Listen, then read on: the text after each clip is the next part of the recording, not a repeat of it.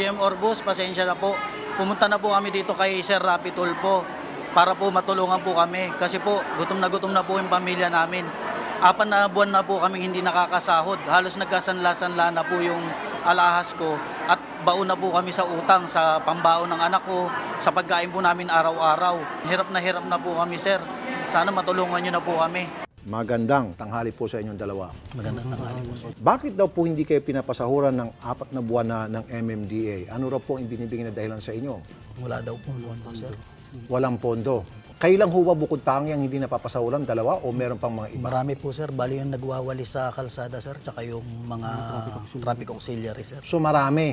Kailan 2 ang naglakas loob na pumunta na rito? Yes, sir. Natatakot kasi sila, sir. Natatakot. Ay, understandable yan. Mga ilang kaya sa palagay nyo? Siguro, sir, may 60 mahigit, sir. Or mas higit pa, sir. Mas higit 200 siguro, sir, ganyan.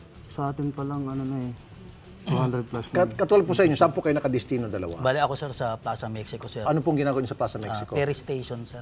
Ano pong ginagawa niya doon? Dispatcher ako, sir, tsaka radio operator, sir. Okay, kayo naman po? Radio operator po. Nag-assist din ng passenger, saka nag-ano ng ferry. Meron po kayong DTR magpapatunay na kayo po napapasok. Logbook po, sir, na security, sir, tsaka logbook po sa amin, sir. Meron kayong 2 ID dito, patunay na kayo talaga ay taga MMDA. At meron pang pirma sa inyong ID si GM Thomas M. Orbos. Sir GM, magandang tanghali po.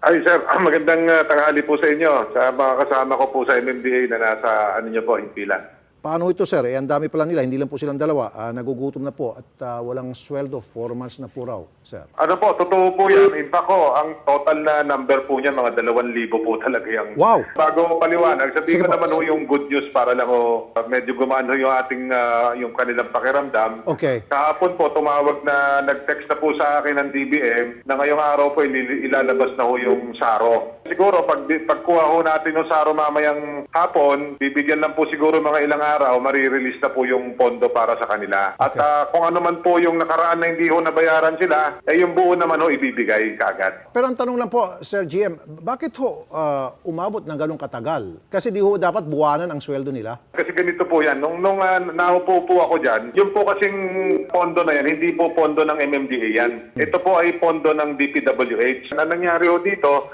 natagalan po pirmahan. Sir, so kailan po nila mahahawakan yung kanilang 4 na buwang sweldo? Kung dumating po yung SARO ngayon, pwede na ho natin i-draw yun. Siguro a few more days. Ibibigay ho yung buong nawala. Kunwari 3 buwan yan, 4 na buwan, kung ano man ho yan, ibibigay ho na buo sa kanila. So, is it safe to say by Friday next week, meron na po yung kanilang sweldo? I would assume po na pwede na ho by Friday. Sir GM, Team Orbos, mabuhay ho kayo. Magandang tanghali po, sir.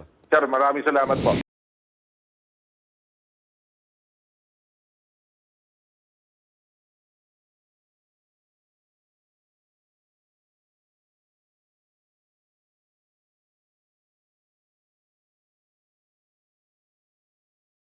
Ginagawa ko talaga lahat. Pasensya na rin, sir, kasi talagang ano, sir, nahirapan Dala lang lang talaga. din. Naintindihan ko yun. Kaya ako na rin ang humihingi ng pasensya sa inyo dahil sa akin, ginawa ko ng paraan yun. Number 1. Pangalawa, huwag ka mag-alala next year. Next year, hindi na tayo dadaan sa public works. Yung pondo na para sa inyo, dito na sa MMDA.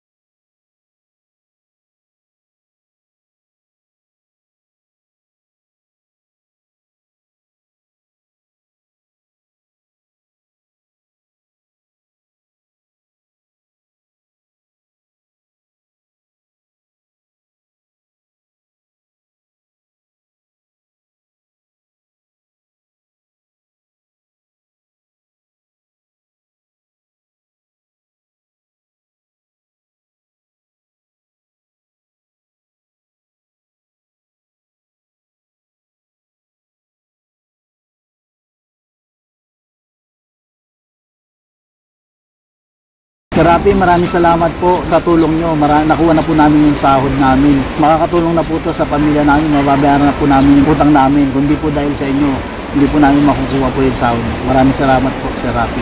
Maraming salamat, idol. Saludo kami sa inyo.